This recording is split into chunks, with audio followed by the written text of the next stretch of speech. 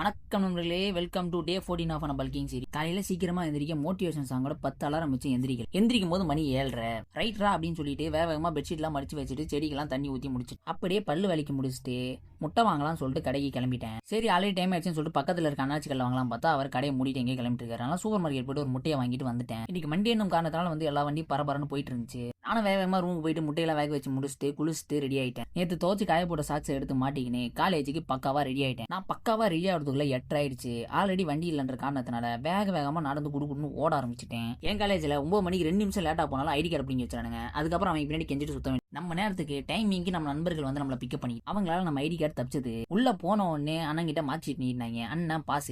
கண்ணுல ஒரு திமிரு ஒரு ஆங்காரம் எல்லாமே தெரியும் என் கண்ணுல. சைன் போட்டு கொடுத்து முடிச்சுட்டு 8 மணி நேரம் காலேஜை ஓட்டு திரும்பவும் ரூமுக்கு கொண்டு வந்து அவங்களே விட்டாங்க. 2 செகண்ட் கூட வேஸ்ட் பண்ணாம ஜிம்முக்கு விட்டுன்னு கிளம்பிட்டேன். உள்ள போயிட்டு ஹெவி செஸ்ட் ஒர்க் அவுட் பாத்தீங்களா. ஆனா கேமரா ஆங்கிலாம் எந்த அளவுல இம்ப்ரூவ் ஆயிருக்குன்னு ப்ரொஃபஷனல் யூடியூபரா மாறிட்டு வர நண்பர்களே. அப்படியே கிளம்பும்போது 7 மணி. இன்னைக்கு புது கடையில பால் பாக்கெட் வாங்கினேன். எப்படி ஆரஞ்சு கலர் சூப்பரா இருக்கு. அப்படியே ரூமுக்கு வேகமா வந்து பால் காய்ச்சி முடிச்சுட்டு பால் காய்ச்சின குண்டான கழுவிட்டு அதே குண்டான்ல முட்டையை வேக வச்சு முடிச்சுட்டு சாப்பிட்டு படுத்துறேன். அப்புறம் நண்பர்களே அந்த சப்ஸ்கிரைப் மட்டும் பண்ணிட்டீங்கன்னா நல்லா இருக்கும்.